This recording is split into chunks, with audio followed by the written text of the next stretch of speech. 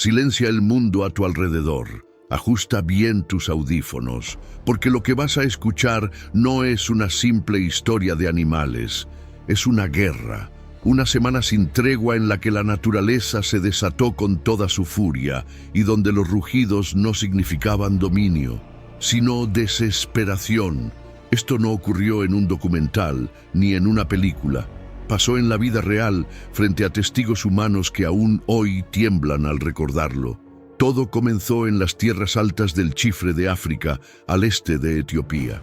Una región donde el sol no perdona y la lluvia parece haber sido olvidada por los dioses. En 1999, tras una sequía consecutiva de 2 años, la tierra se agrietó, los pozos se secaron y la vida silvestre se vio forzada a elegir entre morir o invadir territorio enemigo.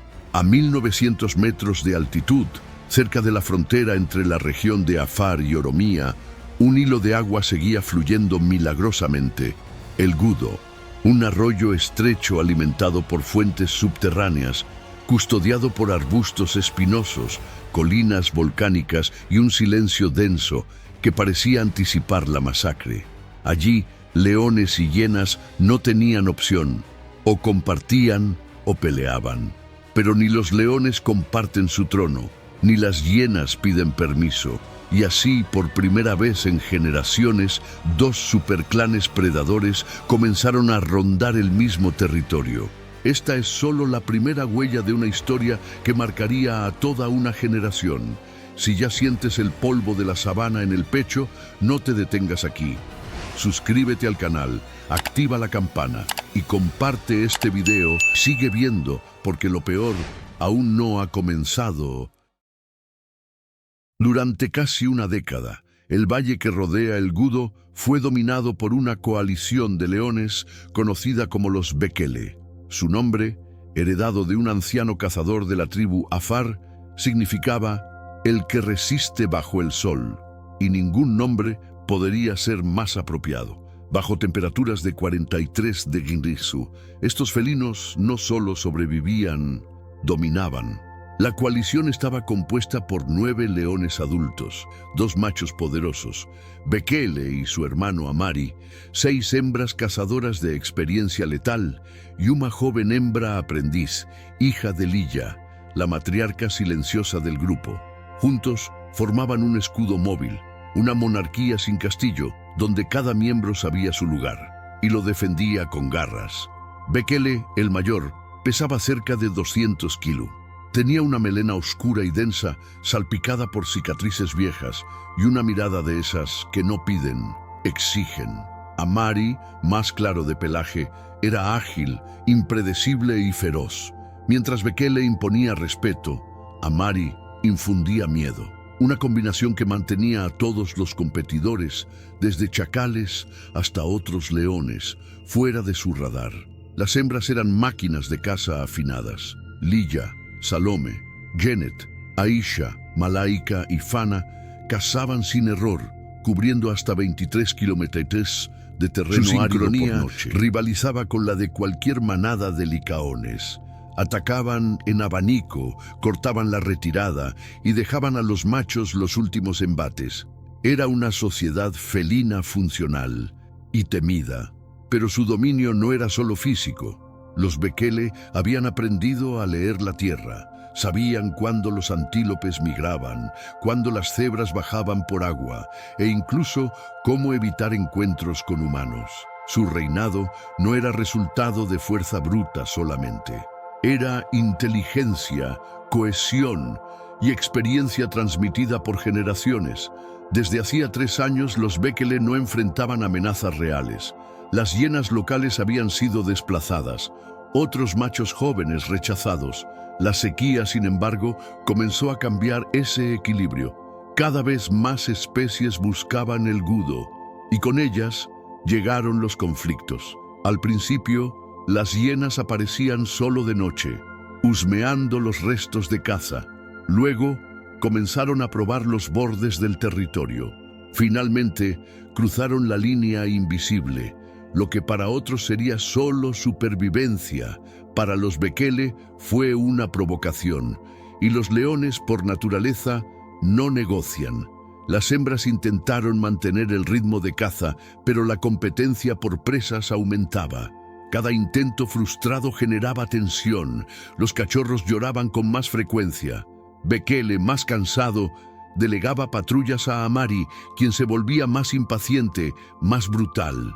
El equilibrio estaba resquebrajando desde dentro. Y mientras los Bekele se adaptaban a un nuevo tipo de presión, en la distancia, algo mucho más organizado y hambriento se acercaba, porque al otro lado del Gudo, 40 hienas comenzaban a coordinarse, y su matriarca, Nafisa, no tenía miedo a los leones. Ella tenía un plan. Mientras los leones Bekele se asentaban como dueños del polvo, un ejército en las sombras crecía en número, hambre y audacia. Eran 40 hienas maladas reunidas bajo una misma causa: sobrevivir. En condiciones normales, eso ya sería peligroso, pero aquella sequía no dejaba espacio para normalidades. Las hienas dejaron de ser carroñeras y se convirtieron en invasoras. La líder del clan era una veterana temida y respetada, Nafisa, una hembra de 8 años con la mandíbula inferior torcida, vestigio de una batalla contra otra matriarca. No hablaba con rugidos ni imponía con tamaño. Gobernaba con precisión. Ella recordaba tiempos peores y sabía que el poder en la sabana no se tomaba, se calculaba. A su lado, 2 tenientes de confianza, Suri y Halima. Suri era la más grande físicamente, encargada de liderar ataques frontales. Halima, por otro lado, era la mente táctica. Coordinaba movimientos, detectaba debilidades y vigilaba el terreno como si fuera un tablero de ajedrez. Juntas, controlaban a 12 cazadoras cada una, mientras otras 20 cuidaban de los cachorros y la reserva del clan. El punto fuerte de las hienas no era su fuerza individual, era su inteligencia colectiva. A través de vocalizaciones complejas se transmitían datos sobre el entorno, el número de enemigos, la cercanía de presas y hasta el estado emocional de sus miembros. Su risa no era burla, era lenguaje codificado, y eso les daba ventaja. Cuando el Gudo se convirtió en el último oasis, Nafisa no dudó. Envió exploradoras a cada lado del arroyo. Durante días recolectaron información, cantidad de leones, rutinas, rutas de caza, zonas de descanso, puntos débiles. Las hienas no buscaban un enfrentamiento directo, buscaban una rendija por donde romper el imperio felino. Fue Halima quien notó el patrón. Los machos leones se turnaban en las rondas. A veces uno quedaba solo y los cachorros eran dejados atrás, vigilados por solo 1 o 2 hembras. Aquello no era descuido, era confianza, y la confianza en la sabana puede ser letal. Las hienas comenzaron a moverse con más frecuencia. Se acercaban, probaban el terreno, se retiraban. En más de una ocasión encontraron restos frescos de caza y se alimentaron sin ser vistas. Nafisa les enseñó a no atacar todavía. Era necesario agotar primero, provocar, desgastar. Lo que venía no sería una batalla, sería una guerra de desgaste. Los humanos de la tribu Afar empezaron a notar ruidos extraños por la noche, olores intensos de sangre fresca, marcas nuevas sobre el lodo. Los ancianos advirtieron a los pastores: no se acerquen al Gudo después del ocaso. Hay algo que se mueve en grupo y no teme a los rugidos. Las hienas ya no estaban explorando, estaban posicionándose. Nafisa eligió el momento. Halima calculó las rutas. Suri afiló sus colmillos. El clan no iba a esperar más. El territorio de los leones Bekele estaba oficialmente sitiado. Fue en la 4ª noche de calor extremo cuando el silencio se rompió por primera vez. El aroma de una cebra muerta flotaba en el aire, arrastrado por un viento cálido que bajaba desde las colinas. Los leones la habían derribado horas antes, se habían saciado y dormían dispersos bajo las acacias, pero para las hienas, ese olor no era señal de peligro, era una invitación. Nafisa eligió a 12 de sus mejores cazadoras. Suri las guió como una sombra. Cruzaron la ribera del Gudo en fila cerrada, sin emitir un solo sonido. Se acercaron a los restos del animal. No quedaba mucha carne, pero lo suficiente para provocar, para enviar un mensaje: estamos aquí y no nos iremos. Lilla, la leona matriarca, fue la primera en detectar el movimiento. Se levantó, bufó y lanzó un gruñido bajo que despertó a Bekele. El macho se incorporó con lentitud. Amari, siempre más impulsivo, ya estaba en pie. Los cachorros fueron llevados detrás de los arbustos secos por Salome y Genet. No era una alarma, aún no, era una advertencia. Las hienas no retrocedieron.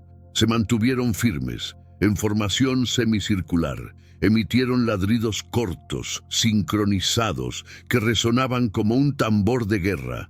Suri alzó la cabeza. No había miedo en sus ojos, solo cálculo. Estaban probando los nervios de los leones, desafiando la línea invisible de dominio. Bekele dio un paso al frente. Su melena ondeó con la brisa. Rugió, un rugido que normalmente habría bastado para hacer huir a chacales, búfalos, incluso otros leones jóvenes. Pero esta vez solo hubo eco. Las hienas no se movieron. Fue entonces cuando Amari embistió.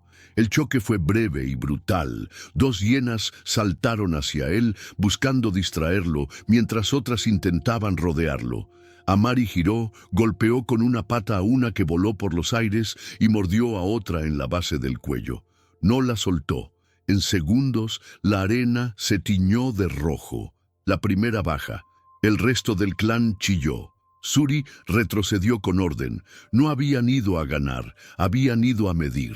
A ver qué tan rápido reaccionaban los leones, cuán lejos estaban dispuestos a defender, quién lideraba. Y lo habían visto todo, incluso más de lo que esperaban.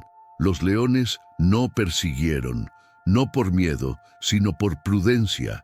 Bekele estaba tenso. Amari, aún con la sangre de la hiena entre los dientes, escupió en el suelo y volvió junto a su hermano. Lilla soltó un gruñido seco. La tensión se había instalado. A partir de ahora, cada sombra sería sospechosa. Desde ese amanecer, la sabana dejó de respirar.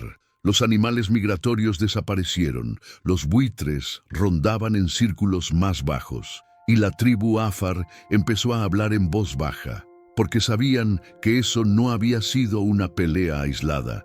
Fue solo el primer movimiento de una carnicería que no iba a terminar pronto.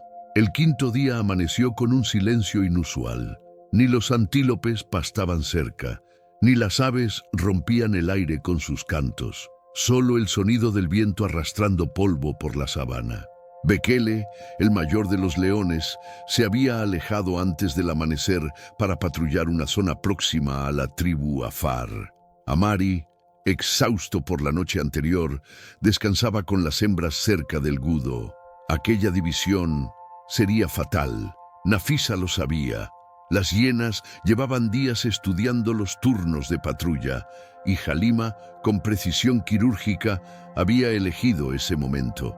Envió a 7 hienas al frente, no para atacar, sino para distraer. Emitían risas cortas, inquietantes, mientras fingían buscar carroña.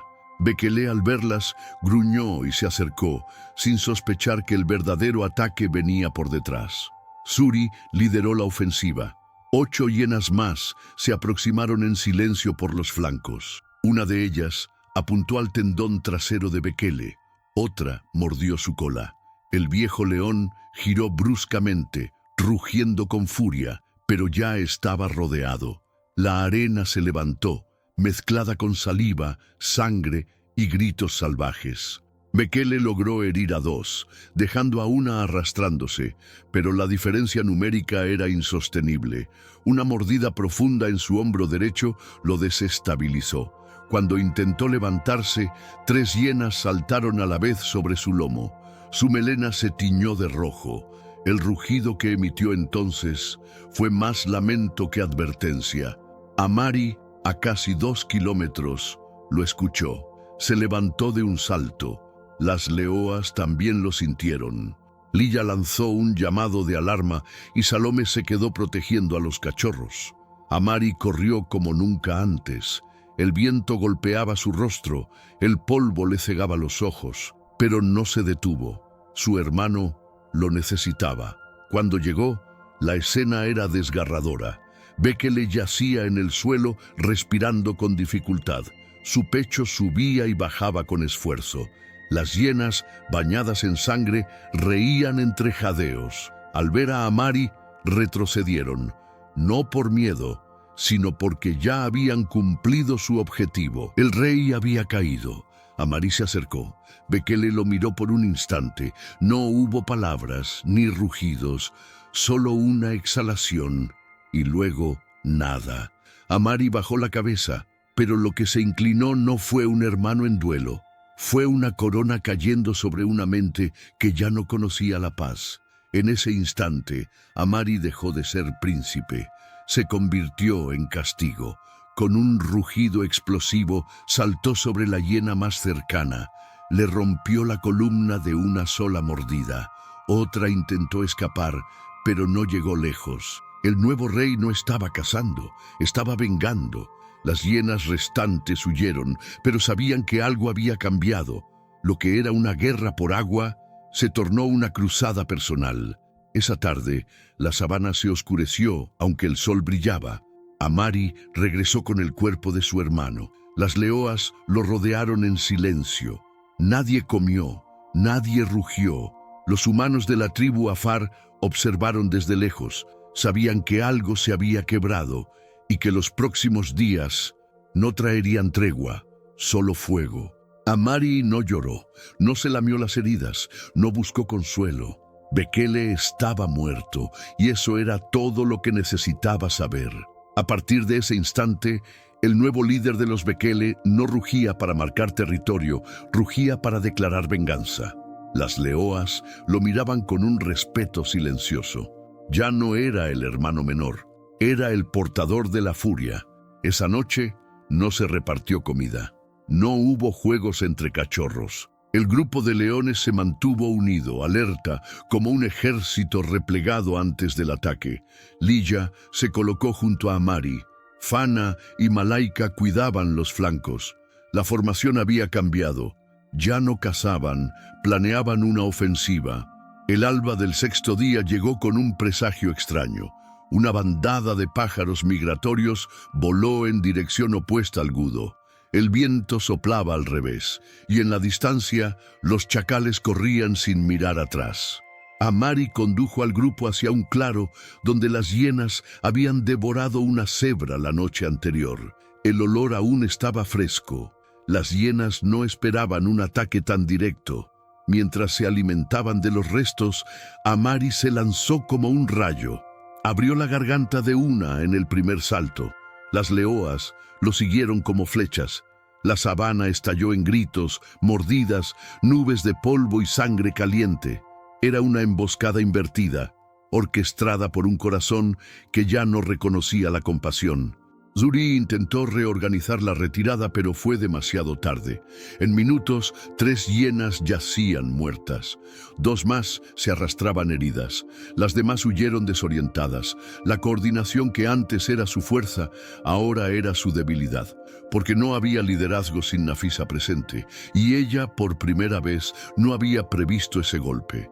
Los leones no comieron los cuerpos, solo los dejaron allí como monumentos sangrientos, una advertencia, una señal. Amari no estaba cazando, estaba enviando un mensaje. Esta tierra ya no se negocia. Era un acto de guerra, pero también de algo más primitivo. Era un ajuste de cuentas. El clan Bekele regresó al campamento con las patas teñidas de rojo. Los cachorros olieron a sus madres con cautela. Lilla lamió la frente de Amari como se hace con los reyes recién coronados. Pero no hubo ceremonia, solo una promesa silenciosa. Esa noche no dormirían, porque Amari no había terminado. A lo lejos, la tribu Afar observaba. Los tambores fueron silenciados nuevamente. Un anciano lo dijo en voz baja mientras preparaban sus odres de agua. Hoy no hay leones, hay espectros con melena. Porque la sabana había cruzado un umbral, y nadie, ni leones, ni hienas, ni humanos, saldría ileso. Amari subió a una roca, miró el horizonte sin parpadear. Sabía que la batalla final estaba cerca. Nafisa lo esperaba en algún rincón del polvo, y cuando se encontraran, uno de los dos dejaría de existir, no por territorio, no por comida, sino porque la muerte del hermano exigía un sacrificio.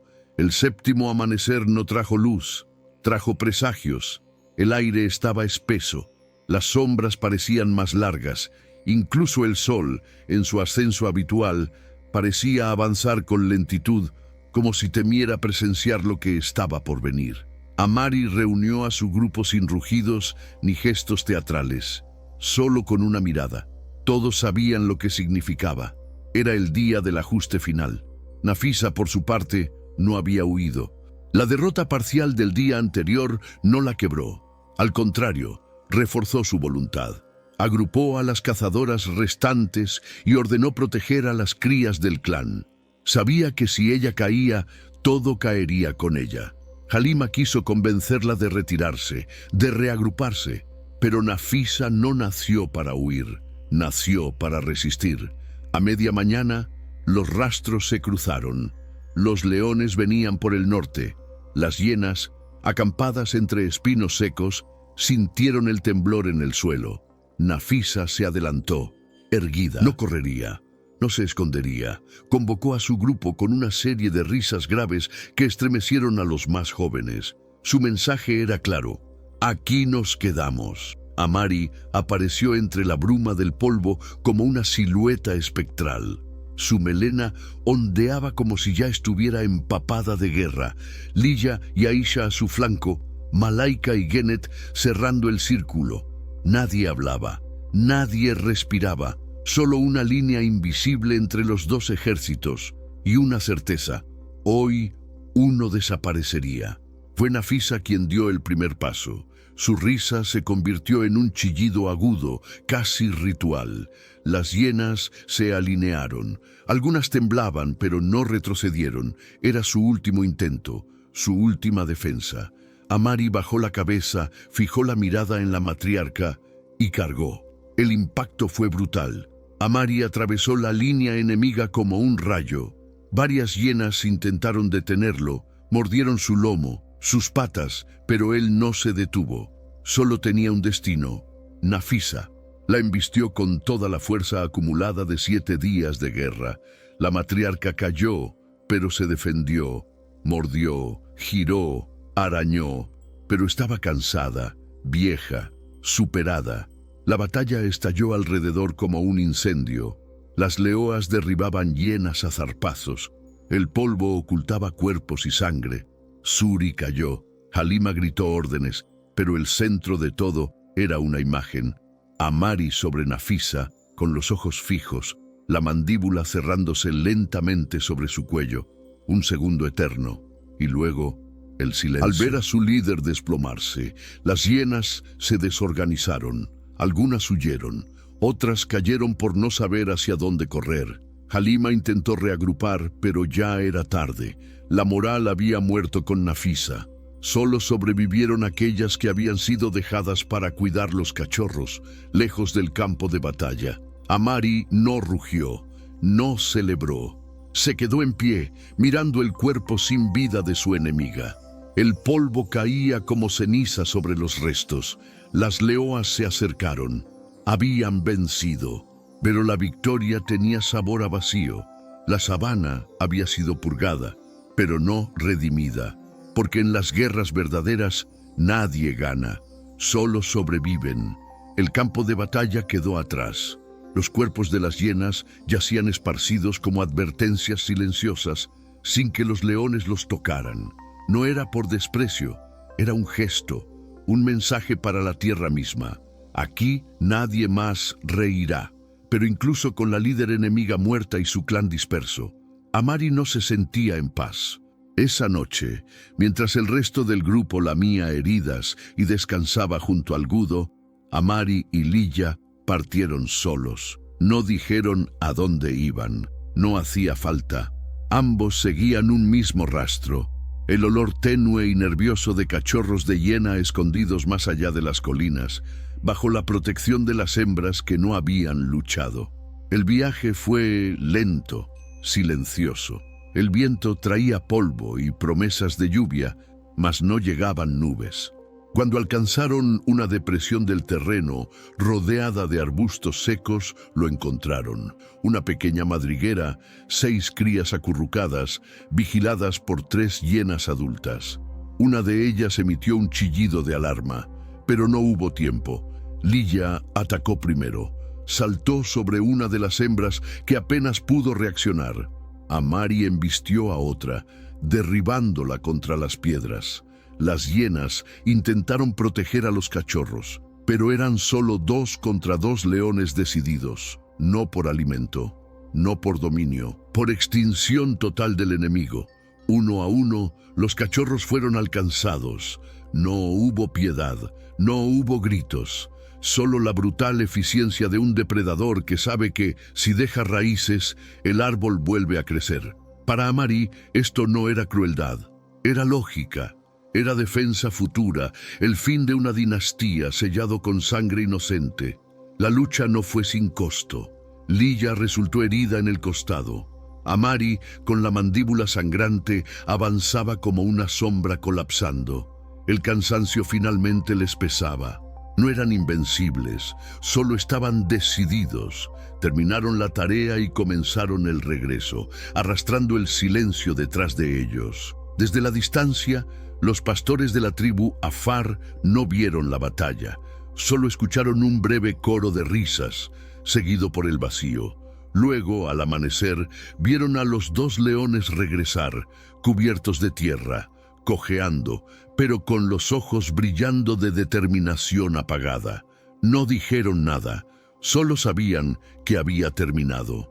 Al día siguiente, algunos hombres se acercaron al lugar. Encontraron pieles, cuerpos pequeños, huesos aún calientes. No rezaron, no tocaron nada. Solo tomaron los cueros y los llevaron al campamento. Fueron curtidos al sol y colgados junto a los tambores ceremoniales, ya no como trofeos, sino como recordatorios. En adelante, entre los Afar, se comenzó a hablar de 2 tiempos, antes de la carnicería y después de la carnicería, porque durante una semana la sabana no tuvo reglas. Y lo que quedó más que una victoria de los leones fue un eco que aún tiembla en el polvo. La guerra había terminado, pero la naturaleza no olvida. El Gudo volvió a fluir como antes, pero no era el mismo arroyo. A sus orillas no había rastros de hienas, solo huellas de leones y un silencio denso, ancestral. La tribu Afar no volvió a ver grandes enfrentamientos después de aquella semana, pero tampoco olvidó, porque lo que ocurrió no fue solo un conflicto animal, fue un colapso ecológico ritualizado por la violencia. Meses después, cuando las lluvias finalmente regresaron, biólogos y etólogos visitaron la zona para entender lo sucedido. Conversaron con los pastores, recolectaron datos y encontraron marcas de pelea aún visibles en la tierra. El informe que resultó del estudio fue publicado en 2001 en el African Journal of Carnivore Behavior. Su título era simple: La semana que rompió la sabana. El reporte señalaba algo alarmante. Grupos sociales complejos, como los clanes de hienas, pueden colapsar por una sola variable crítica: subestimar la combinación de fuerza bruta, cohesión filial y liderazgo vengativo. Cuando eso ocurre, ni la inteligencia colectiva es suficiente, porque hay algo más profundo que la estrategia: el instinto enloquecido por la pérdida. Para los científicos, el caso fue revelador. Demostró que el equilibrio en la naturaleza no siempre depende de la cantidad, ni de la inteligencia, ni del tamaño. A veces depende de un solo rugido, de un momento, de un corazón roto dispuesto a arder hasta consumirlo todo. Pero para los Afar no fue un experimento, fue una advertencia. Desde entonces, cada vez que una sequía golpea la región, los ancianos repiten la misma frase a los jóvenes: Cuando el agua escasea, cada gota cuesta sangre. Y no es metáfora, es memoria. Algunos consideran lo ocurrido como una anomalía, otros como el recordatorio de que la civilización humana es apenas un susurro al lado de los ciclos salvajes. Porque lo que a nosotros nos parece cruel, en la sabana no es más que rutina, ajustes de equilibrio, lecciones sin maestro. Amari vivió varios años después. Gobernó sin rivales, sin hienas, sin sombras, pero los pastores aseguran que su mirada cambió. Ya no rugía de noche, solo observaba, como si cada estrella en el cielo le recordara un rostro, una muerte, o una deuda que ni la victoria pudo saldar. Y así, la historia se fue transformando en leyenda, en ritual, en advertencia grabada en los tambores hechos con cueros del conflicto. Cada batida recuerda que durante 7 días la sabana no tuvo reglas, solo dolor, polvo y el rugido de un león que eligió no perdonar. Esta fue la historia de la carnicería que duró una semana. Si te impactó este relato, suscríbete a nuestro canal, deja tu like y comparte, porque historias como esta no deben olvidarse. Deben recordarnos que allá afuera, en lo profundo del mundo salvaje, la ley más antigua sigue viva. La naturaleza no perdona, solo espera.